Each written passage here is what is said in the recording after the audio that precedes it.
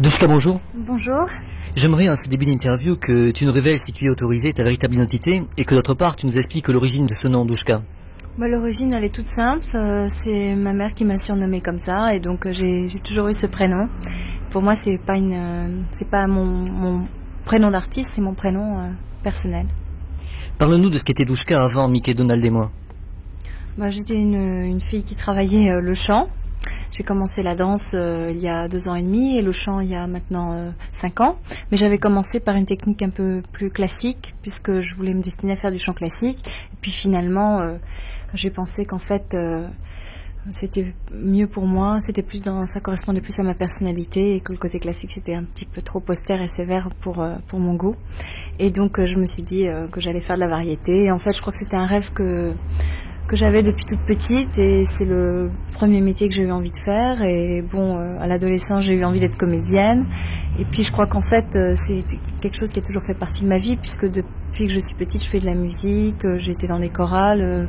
On est un petit peu dans une famille de musiciens, ce qui fait qu'on a toujours été imprégné un peu d'un contexte musical. C'est pour ça que j'ai suivi le chemin, disons, traditionnel avec les concours, les examens, les conservatoires. J'ai été comme ça dans un enseignement musical depuis toujours en fait. Est-ce que ta mère ne t'a pas influencé pour faire ce métier lorsque tu as décidé de le faire?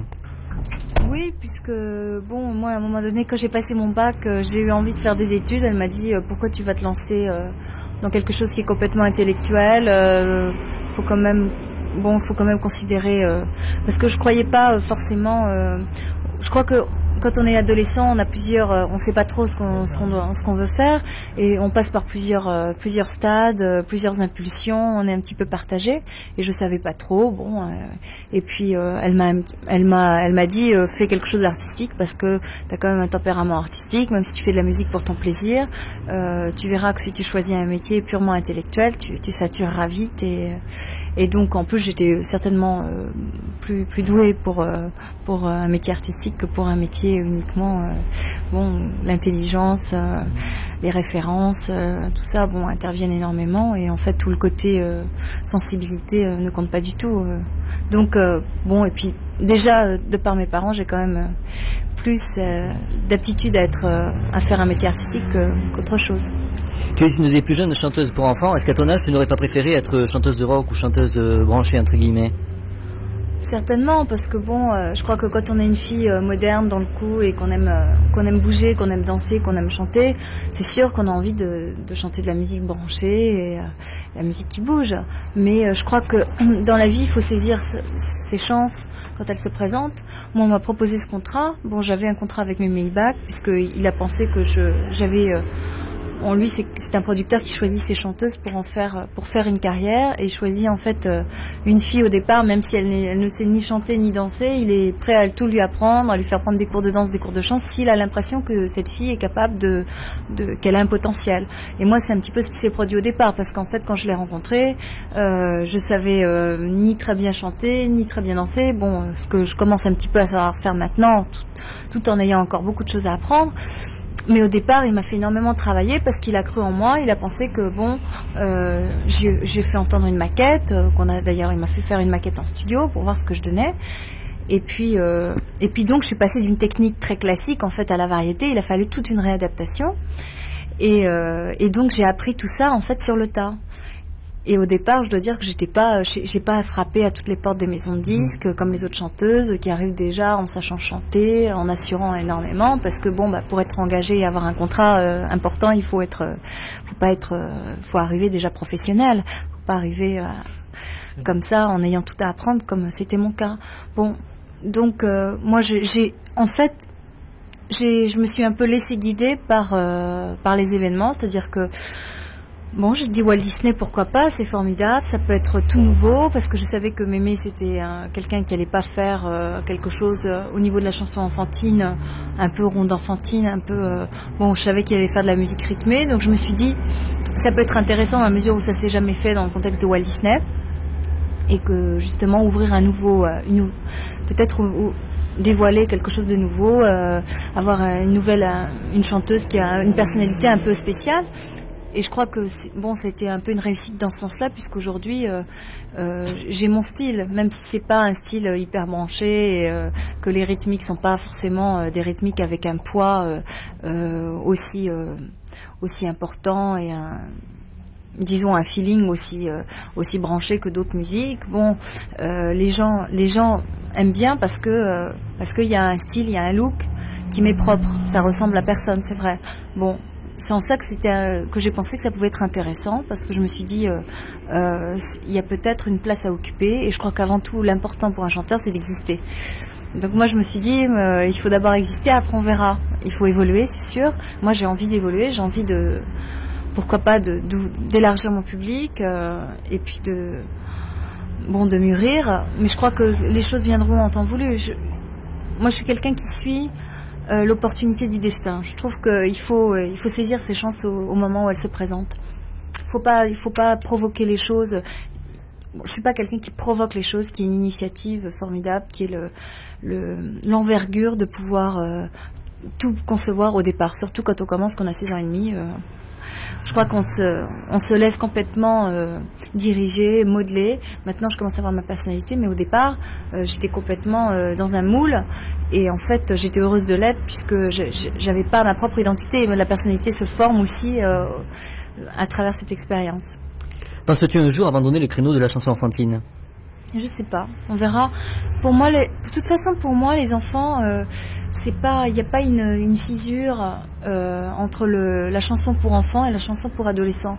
Parce que de plus en plus, les enfants, ils aiment Jean-Jacques Goldman, ils aiment Jeanne Masse, ils aiment. Je crois que bon, c'est évident que ce sont des chanteurs qui touchent beaucoup plus les adolescents, les 18 ans, 20 ans, 16 ans, tout ça, mais que les enfants. Mais je crois que les enfants, ils sont sensibles à enfin, je suis sûre, par exemple, Muriel Dax ou une chanson comme Tiki Boom plaît énormément aux enfants, parce que ça bouge, c'est sympa. Je veux dire, il n'y a pas des harmonies dissonantes, des choses qui sont complètement bizarroïdes. Donc je crois que les enfants, en fait, ils sont quand même ils évoluent avec leur temps, ils évoluent avec la musique, et je crois que de plus en plus on avancera vers la musique pour les jeunes, même les enfants. Moi, en tout cas, quand j'étais enfant, j'ai jamais eu le souvenir d'avoir aimé la musique pour enfants. C'est-à-dire, on m'offrait des disques pour enfants, je les écoutais jamais. J'écoutais que les disques pour adolescents. Donc, et puis je pense que j'ai été éveillée très vite à la vie. J'ai toujours aimé chanter. J'ai toujours eu comme ça une sensibilité, même si c'était une petite fille de petite femme. Et je crois que les jeunes aujourd'hui et les enfants, ils avancent, ils sont au courant d'un tas de choses. À 8 ans, ils connaissent déjà tout. Ils ont beaucoup évolué par rapport à il y a quelques années. Et je crois que ça va continuer. Et moi, j'espère évoluer avec eux. Voilà. Quels sont tes rapports avec les autres chanteuses pour enfants, entre Dorothée et Chantal Goya? Ce sont des rapports tout à fait. On peut dire qu'il y a une cordialité entre nous, c'est-à-dire on se rencontre, on se dit bonjour, on se sourit, mais je crois que ça s'arrête là, parce que d'abord on se rencontre comme ça dans des studios de télévision, chacun vient faire son truc. En général, en plus, moi quand je viens, ou que ce soit Dorothée ou Chantal Goya, il y a rarement 2 chanteuses pour enfants dans la même émission, donc on n'a déjà pas tellement l'occasion de se rencontrer.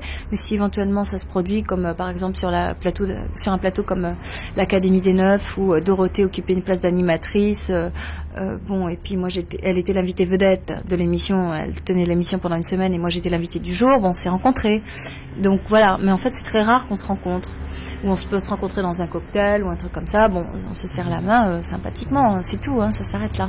Beaucoup te comparent à Karen Cheryl. Penses-tu avoir des similitudes, et à quel niveau éventuellement? Vous trouvez?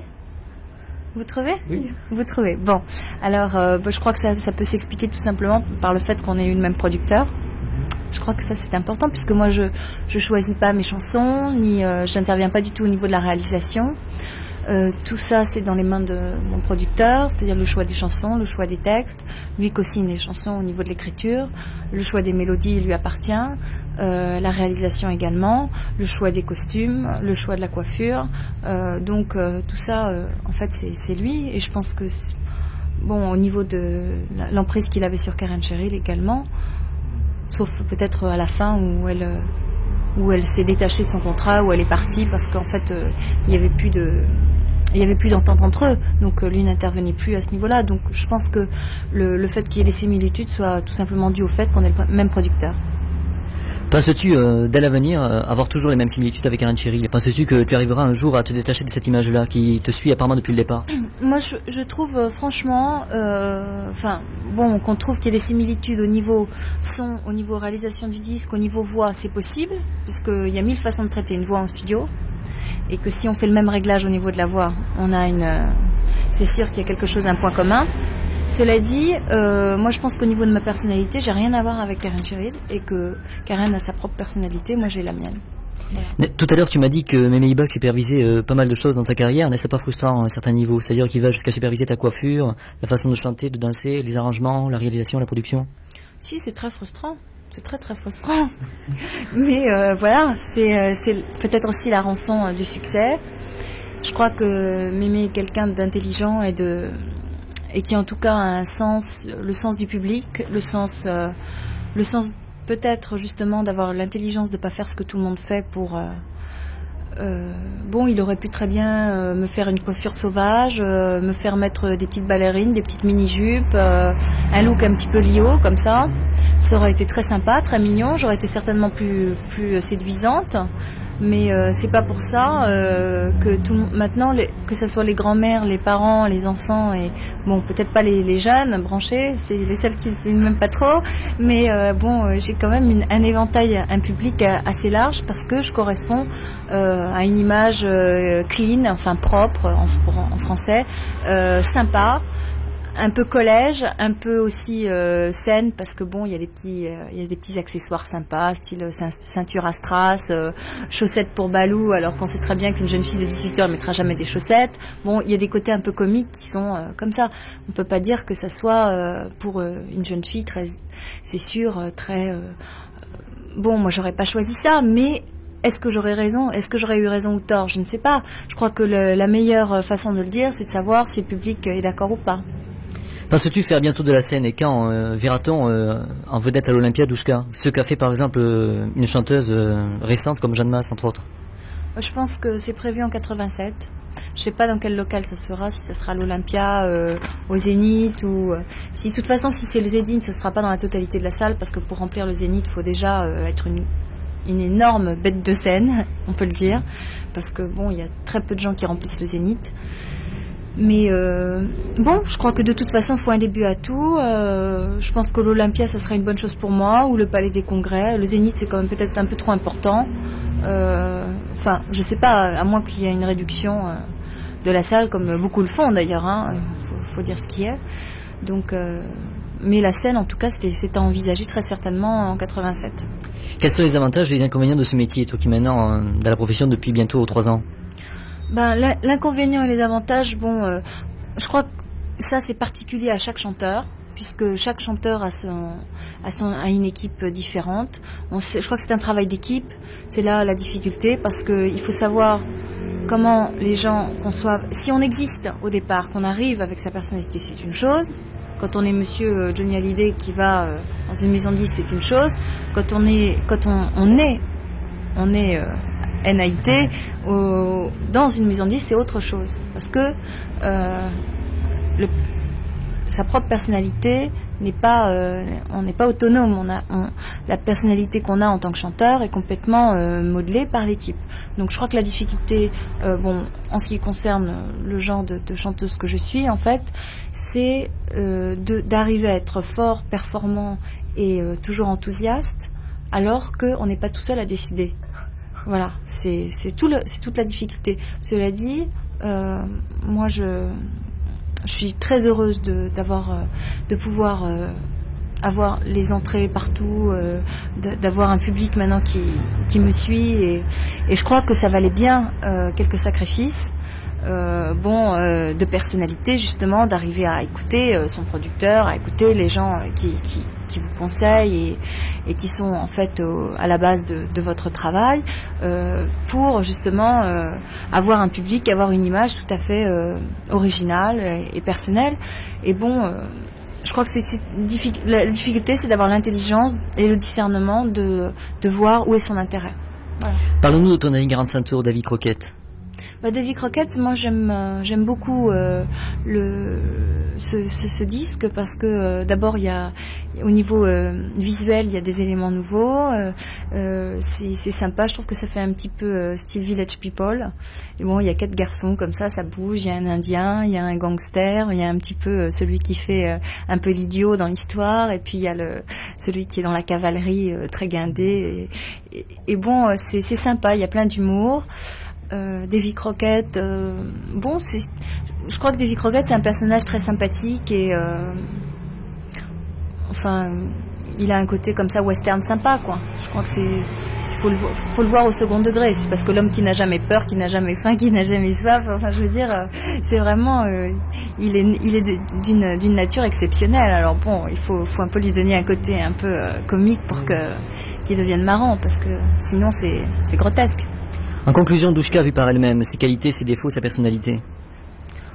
Ça c'est une question difficile. Je